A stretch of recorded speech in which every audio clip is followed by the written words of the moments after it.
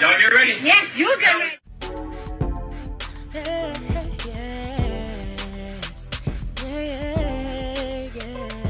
If you want the latest news in the streets, join us and tune in for the tea. Breaking news with integrity. So tell your friends and your family. It's the Lovely Tea TV show, bringing you good tea and good vibes. It's the Lovely Tea TV show. Be sure to share, like, and subscribe. So Darius Cooks, I mean, the last time I heard that name, he was scamming Airbnbs and, you know, doing cooking classes. So I guess he decided to go and become a teacher. He went and got his teaching license and, you know, went back to school. So he went viral because he was crying about how these kids, you know, 17, 18-year-olds, juniors and seniors, are unable to read. And it really frustrated him. So it was really sad watching the video, but a lot of teachers have been saying this for years. So we're going to watch Darius Cooks' videos, and then we're going to watch what a few other teachers have to say on TikTok as well. Going to college, hopefully, after they finish. We had 2 paragraphs to read, 1 sentence, complete to write. I gave them the sentence stems. I basically completed the sentence for them in the model. These are 17 and 18-year-old kids, and they couldn't fill in 4 words. 4 words. I gave them the scenario. We annotated together. I gave them the answers before we even had the problem. And they couldn't do it. I don't know. I simply don't know where the problem is. This is only day 2.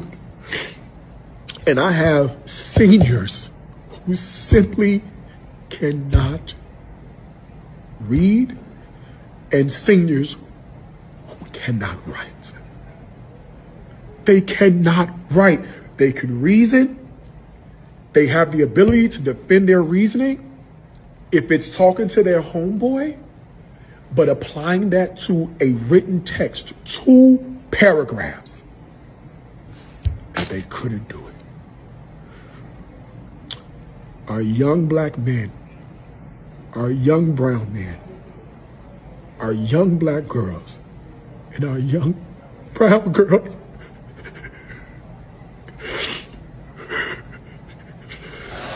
oh, God. I literally broke down in the middle of class because... So y'all heard what Darius had to say, and this went viral. I mean, this, like, the news picked it up. He said he didn't expect it to go viral, but okay, sir. But he's not lying. I see a lot of people saying, oh, he's over-exaggerating, he's lying. He ended up showing his credentials. He is licensed now to be a teacher. He's not lying because teachers have been saying this on TikTok for years now, that these kids cannot read. And it's not just the babies, it's not just the COVID kids. It's these kids that are they're just being passed from grade to grade. They're not able to comprehend. They're not able to sit still. They don't want to be bothered. They just want to be on their phones. And there's a lot of blame to go around. Yes, the teachers need to teach, but there needs to be a foundation. When my kids were starting kindergarten, one of the things that we were told is that they need to know their first and last name. They should also be learning to at least write their first name, okay? They need to know their numbers. They should be able to count till 10. They should know their ABCs. My son knew all of that in kindergarten. Even though I was a teen parent, I was young when I had him, I refused to have the dumb kid in the class because that's what they expect. When you're a young mother that you really don't work with your kids or you got other things to do, you're not going to be the dummy of the class. It's bad enough all the parents in the classroom are in their 30s, okay, and me and your daddy like 21. So we stayed on top of it. It starts with the parents. When I'm hearing that you got kindergartners going to school in Pampers, so it's the teacher's job to change your child? Like, why is your child not potty trained? That is insane. That is just lazy parenting. By the time your child goes to school, they should be potty trained. know how to wipe themselves, let the teacher know when they got to use the bathroom. But you got kids that are coming into schools like this and they don't know how to, they just go to the bathroom on themselves. And then the teachers are being told that they need to change Pampers. I refuse. No. I'm not changing no boo-boo diapers of a 5-year-old. They eat like grown adults? Absolutely not. So we're going to watch what some of these teachers are saying here. Has quit their job in Houston, Texas, and HSID. And it's not just Houston. It's all over the world. Being a teacher have to be one of the most difficult jobs ever because you are dealing with the kids of parents that don't know how to raise their kids. You got kids coming to school not knowing how to spell their goddamn name. Teachers have to teach kids how to spell their goddamn name. Teachers have to be nurturers. Teachers have to be parents. Teachers have to be the nurses. Teachers have to be everything. And it's still one of the most low-income, salary-based ass job. And on top of that, teachers have to buy the school supply. Teachers have to buy shit for their classroom. Teachers send out these brochures or whatever the fuck they call the syllabus telling you what your kids need, and you still can't get what the kids need. And believe me, they have assistance if the kids don't got what they need. But at the end of the day, the teachers have to spend their money to help the child, and they don't get that money back whatsoever. Do you know teachers have to work free for a whole year before they even become a real teacher? Teachers have to spend money on classes and tests to take before they become a teacher. And then they spend all this money to become a teacher just to quit because of the parents. I just know it's because of the parents. And teachers do not get paid enough. I was working at Dr. Pepper. I was making $19.28 working at Dr. Pepper. And I knew somebody that was a teacher. And they told me their salary, and I looked at my salary. I'm like, ain't no damn way we should be making the same thing, let alone I'm making just a little bit more than you. And you're dealing with kids. You're dealing with the public. All I'm doing, I have a lot of respect for teachers. I admire teachers. I love teachers so much, and they get disrespected every goddamn fucking day. Not by just the parents, but the fucking world. 4,000 teachers has quit their job. So y'all heard what he had to say. And like I said, it's a lot of this conversation is happening all over social media, and they've been having the conversation. Every other video you'll see teachers talking about why they're leaving education. It is really, really sad. And then here's a teacher here says she was forced to fabricate grades and some more stuff. So we're going to play a few more clips. What are you going to do when they're all gone? Watch this. I ultimately decided to leave because I realized I needed an easier job. No matter what I try to do, it won't go through their heads. I called a parent today and I said, just to let you know, your child has an F in my class because they come in and they don't do anything. And then they start screaming. She hung up. Buddy, why'd you struggle on this quiz? What was hard about it? What was difficult? And they look me dead in my eyes and they say, I'll be honest, I didn't read the passage. What do you mean you didn't read the passage? School districts are trying to run like companies with the numbers, and it's not the science of education. Today I walked out of my job. I did. I have 2 hours left of my school day and I'm leaving because I'm so stressed out. And the students' behavior, their lack of trying, their apathy for school, parents that don't give a shit. I was getting so many questions after I had just explained my directions. Take out your yellow notebooks, turn to page 14, and the kids just stare.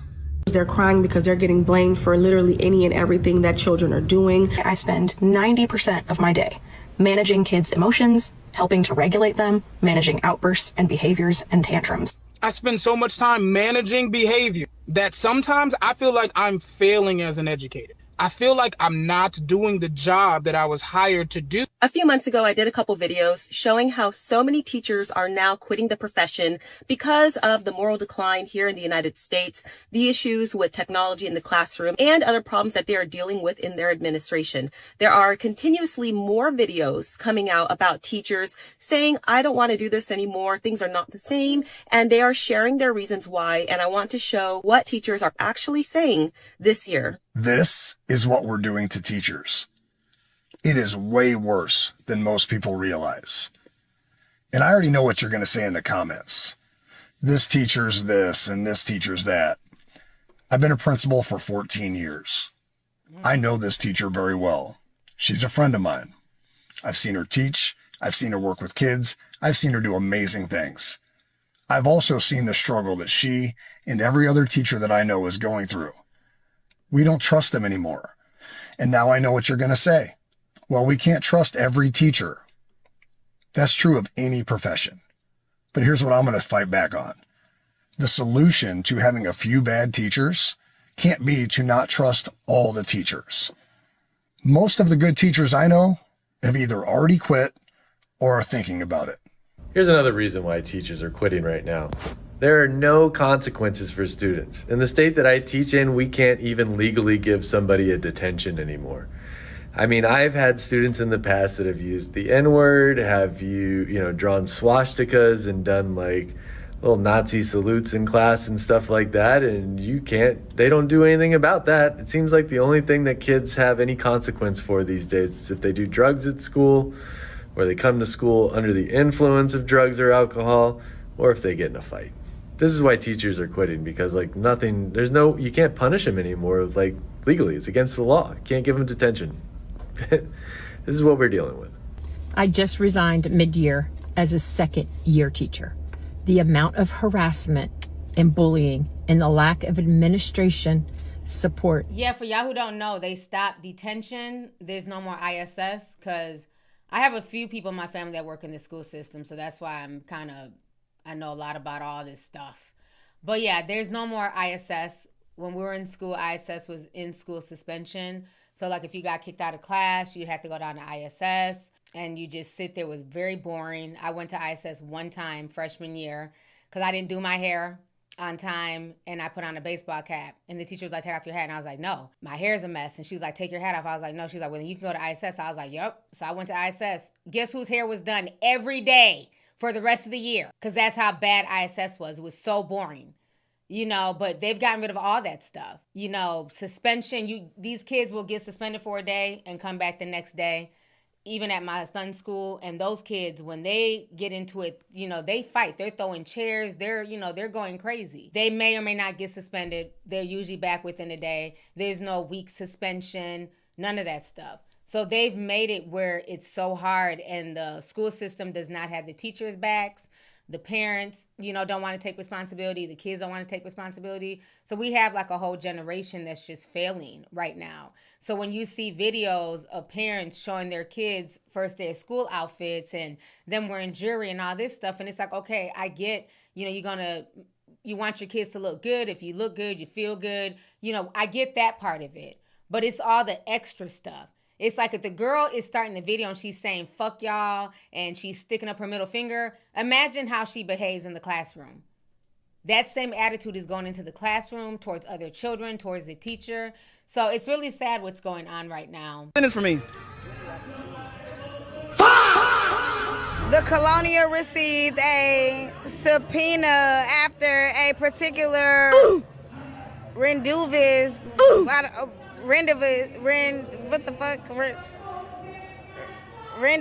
with his Lasian. Damn, you can't read. Damn, you can't read. The fuck is this? Hold up. Exactly, you can't read it either. Hey, hold up. The color. Oh, never mind. The colonel received a subpoena after a peculiar rendezvous with his liaison. I'm not mad at that one. Please read this. Yeah, I wasn't mad at that one either. But there's a bunch of like videos like that, like all over TikTok and on social media where people are going up to like folks and they really can't read what's on the paper. So yeah, it's not fake. There's you can look them up. It's like a whole trend. And these kids just stumble over words. They don't know how to break down sentences. They don't know how to like break it down in their mind. It's insane. So it's really sad. The whole No Child Left Behind, bitch, many kids were left behind, okay? If you want the latest news in the streets, join us and tune in for the tea. Breaking news with integrity. So tell your friends and your family. It's the Lovely Tea TV show. Bringing you good tea and good vibes. It's the Lovely Tea TV show. Be sure to share, like, and subscribe.